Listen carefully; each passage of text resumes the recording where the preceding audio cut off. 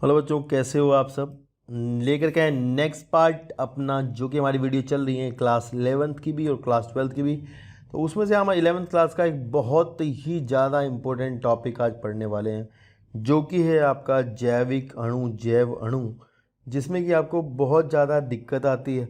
मतलब ज़्यादातर बच्चे जो हैं इस चैप्टर को पढ़ते हुए दिक्कत मानते हैं, मतलब उनको समझ ही नहीं आता है कि क्या है ये। तो मैं इसको बहुत आसान करके आपको एक एक लाइन का मतलब समझाऊंगा, और आपको साथ ही साथ एडिशनल नॉलेज जो कि नीट एग्ज़ाम में आती है वो ज़रूर दी जाएगी, क्योंकि एग्ज़ाम जो है आपका बहुत इंपॉर्टेंट है और आपका डॉक्टर बनना बहुत ही ज़्यादा ज़रूरी है। ठीक है ना। तो चलते हैं साथ में, इसी क्रम में आज शुरू करते हैं अध्याय नंबर 9, जिसे हम कहते हैं जैविक अणु, बायो मॉलिक्यूल। तो चलिए करते हैं शुरू वीडियो को। तो सबसे पहले हेडिंग हमारा जैविक अणु। क्या लिखा गया है कि इस जैव मंडल में विविध प्रकार के जीव मिलते हैं। मस्तिष्क में यह प्रश्न उठता है कि क्या सभी जीव रासायनिक संगठन की दृष्टि से एक ही प्रकार के तत्वों एवं यौगिकों से मिलकर बने होते हैं। आप रसायन विज्ञान में सीख चुके होंगे कि तत्वों का विश्लेषण कैसे करते हैं। यदि पादप प्राणी ऊतकों एवं सूक्ष्मजीवी लेई में कोई तत्वों का परीक्षण करें तो हमें carbon dioxide, carbon hydrogen oxygen व अन्य तत्वों की एक सूची प्राप्त होती है, जिनकी मात्रा जीव ऊतकों के प्रति इकाई मात्रा में भिन्न होती है। यदि उपरोक्त परीक्षण निर्जीव पदार्थ जैसे भूप्रपटी के एक टुकड़े का करें, तब भी हमें तत्वों की उपरोक्त सूची प्राप्त होती है। लेकिन उपरोक्त दोनों सूचियों में क्या अंतर है? सुनिश्चित तौर पर उनमें कोई अंतर नहीं मिलता। देखिए ऐसा है, ये कह रहे हैं कि आप किसी जीवित जगह से चाहे टेस्ट करके देख लें, चाहे आप किसी ज़मीन के टुकड़े का टेस्ट करके देख लें, तो आपको दोनों ही जगह पर कार्बन, हाइड्रोजन, ऑक्सीजन जैसे तत्व ये ही प्राप्त होंगे। तो सुनिश्चित तौर पर अब उनमें कोई अंतर नहीं मिलेगा। जबकि तत्व जो भू प्रपटी के नमूने में मिलते हैं, ज़मीन में जो मिलते हैं, और जो वही सभी आपको ऊतकों में भी मिलेंगे।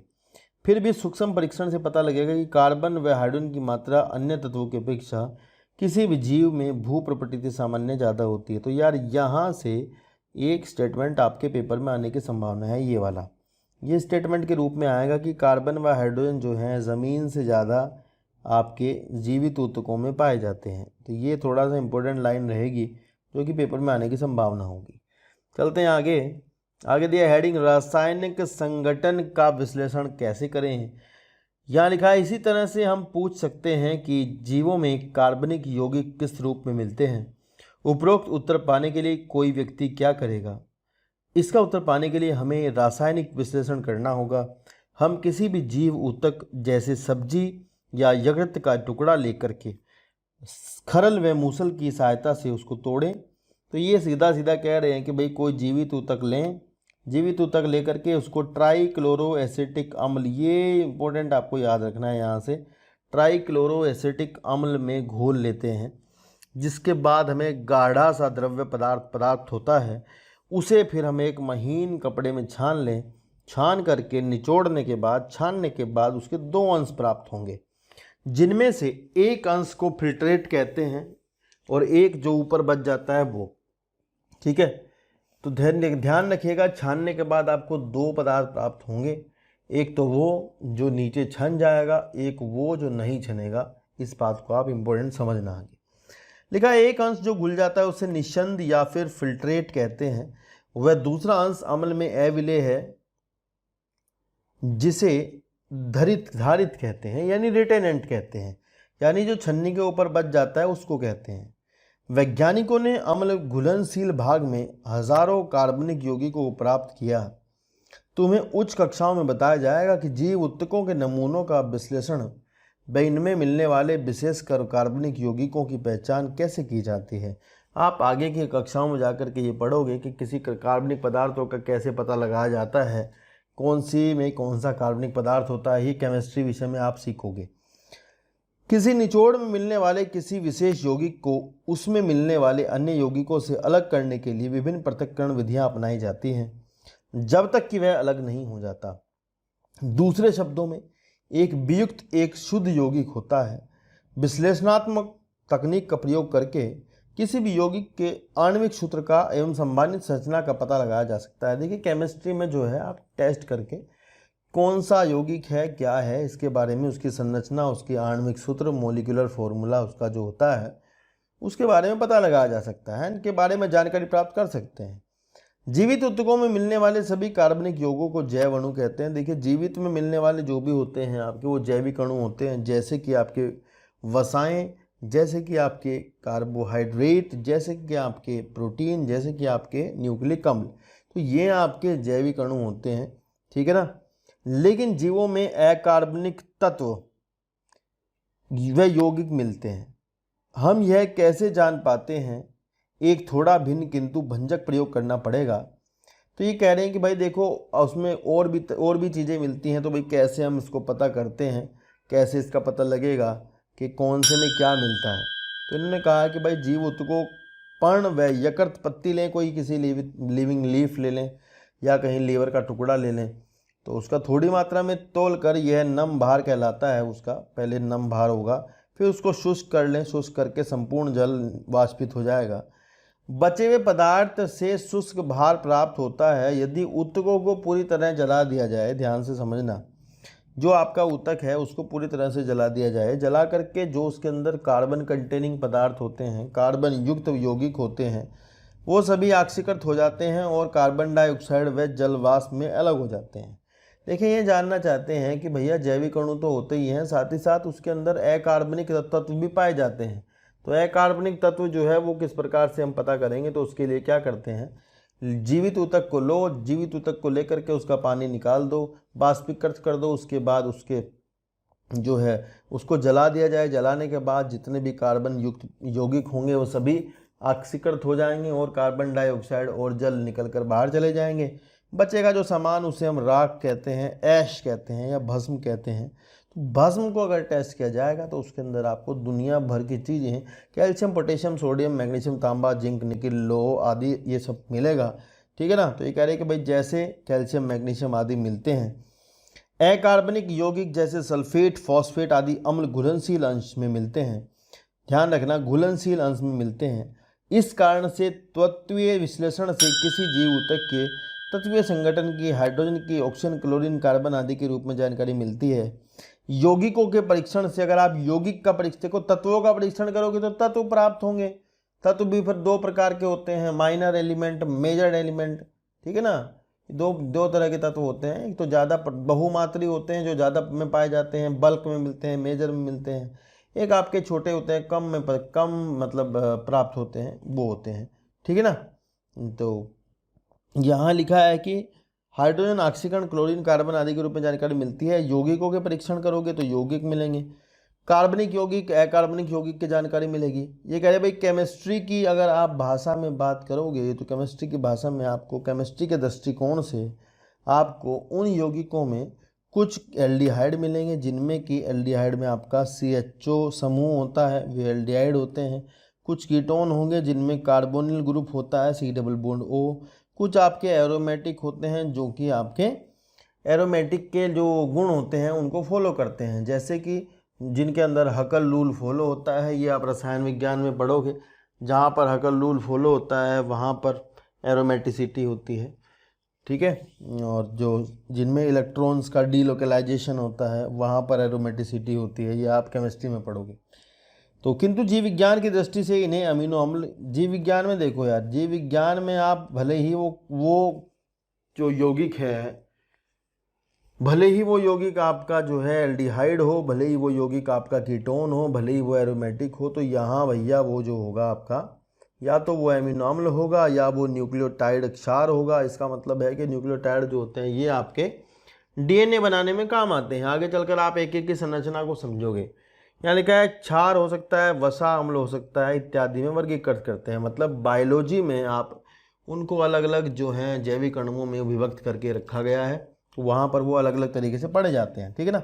ऊपर ये 2 टेबल दी गई हैं। इन टेबल्स में से आपको ज़्यादा चीज़ें याद नहीं करनी है, ना ही आपसे पूरी टेबल याद हो पाएगी। मतलब मेरा अंदाज़ा है कि तो आपको ऑक्सीजन का ये जो वैल्यू है ये लर्न कर लेना चाहिए। बाकी आप करो ना करो कोई दिक्कत नहीं है। आपको पता होना चाहिए कि भूप्रपटी में, ज़मीन के अंदर, अर्थ क्रस्ट के अंदर कितना % जो भार है वो जो है ऑक्सीजन है, और मनुष्य के शरीर में कितना ऑक्सीजन है। आप देखेंगे कि मनुष्य के शरीर में ऑक्सीजन की मात्रा ज़्यादा है 65% है एज कम्पेयर टू द ज़मीन में जितनी है 46। तो ये ध्यान रखना। बाकी की वैल्यू आपसे याद नहीं होंगी, ये थोड़ी इंपॉर्टेंट है, नहीं हो पाएंगी, ठीक है, मतलब याद नहीं हो पाएगी, कोशिश करने की हो सकती है तो ठीक है, पर ऑप्शन की ज़रूर कर लेना, वो नहीं भूलनी होती आपको, ठीक है। तो देखिए ऐसा है, अब आपके एनसीईआरटी में एक विशेष ढंग से इस चैप्टर को पढ़ाया गया है। चैप्टर में इनका जो ज़्यादा जो जोर रहेगा, जोर रहने का मतलब ये कि ज़्यादा जो ये चैप्टर को पढ़ाएंगे वो इनके बहुलक आपको पढ़ाए जाएंगे। बहुलक के बारे में यहाँ पर पढ़ाया जाता है, यहाँ पर आपको एक लक नहीं पढ़ाए गए हैं ज़्यादा।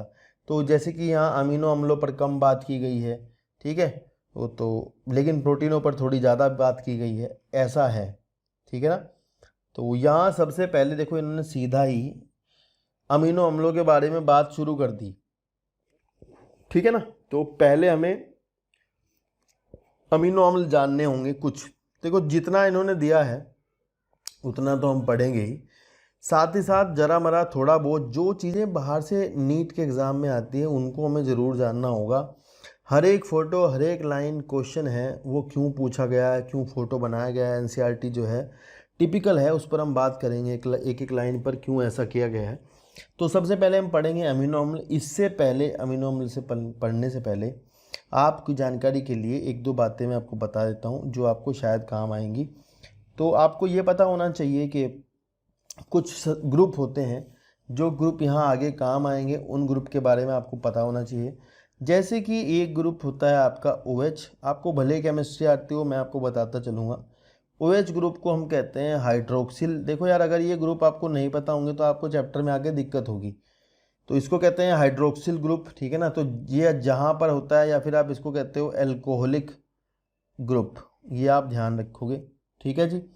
आगे हम देखेंगे, इससे दूसरा ग्रुप है हमारा C डबल बॉन्ड O, एक सेकेंड ना, C डबल बॉन्ड OH, ये तो C डबल बॉन्ड OH मतलब ये हमारा जो ग्रुप होता है इसको हम बोलते हैं carboxylic group. Carboxylic group, carboxylic group जो होता है भाई, ये आपका अम्लीय ग्रुप होता है। ये आपको जहाँ कहाँ पर मिलेगा, अमीनो अम्लों में मिलेगा आपको, ये प्रोटीनों में मिलेगा, ठीक है, वसीय अम्लों में मिलेगा। तो इसको मैं जब भी कभी बोलूँगा कि यहाँ पर एक कार्बोक्सिलिक ग्रुप है तो आप समझ जाना C डबल बॉन्ड H है। एक होता है हमारा NH2, ठीक है, अगर कहीं NH2 की बात हो रही है तो आप समझ जाना कि ये हमारा एमिनो समूह है, एमिनो ग्रुप, ठीक है। ये कहीं पर अगर बात हो रही है CHO की तो आपको समझना है कि ये हमारा एल्डिहाइड ग्रुप है। देखिए यदि आपको ये ग्रुप नहीं पता होंगे तो आपका चैप्टर आपके समझ में आगे नहीं आ पाएगा, ये थोड़ा ध्यान रखना। ये आपका एल्डिहाइड ग्रुप है। ये ग्रुप है आपका कार्बोनिल, इसको हम कार्बोनिल या कीटोन ग्रुप बोलते हैं, कार्बोनिल या कीटोन समूह। तो ये दो, ये भी आप याद रखना, ये भी आपके आएगा आगे। एक होता है आपका मिथाइल CH3, इसको बोलते हैं मिथाइल ग्रुप। एक है आपका फॉस्फेट। देखिए पूरा चैप्टर जो है, पूरे चैप्टर में बार बार ये ग्रुप्स आएंगे, बार बार इनका नाम आएगा, तो आपको ये पता होने चाहिए। इसको कहते हैं अकार्बनिक फॉस्फेट, अकार्बनिक फॉस्फेट या इनऑर्गेनिक फॉस्फेट। तो ये भी आपको पता होना चाहिए इनऑर्गेनिक फॉस्फेट आपकी क्या होती है, ठीक है ना। तो ये बस कुछ ग्रुप के नाम हैं जो आपको बिल्कुल पता होने चाहिए। OH C double bond OH, NH2, ठीक है ना, aldehyde CHO, carbonyl C double bond O या फिर कीटोन ग्रुप भी कहते हैं, मिथाइल CH3, और ये अकार्बनिक फॉस्फेट, इसका एक दूसरा नाम होता है ऑर्थो फॉस्फोरिक एसिड या ऑर्थोफॉस्फोरिक अम्ल। ये अकार्बनिक फॉस्फेट है, बहुत ज़्यादा अभिक्रियाओं में इसका प्रयोग होता है, ठीक है। तो ये आप आगे चल करके चीज़ों को ध्यान से पढ़ोगे तो आपको समझ में आएगी, ठीक है ना। तो अगला टॉपिक एनसीईआरटी ने सीधे ही आपको दे दिया है अमीनो अम्ल, ठीक है ना। तो यहाँ तक हम इस वीडियो को रोक रहे हैं क्योंकि वीडियो की लंबाई हो जाएगी ज़्यादा।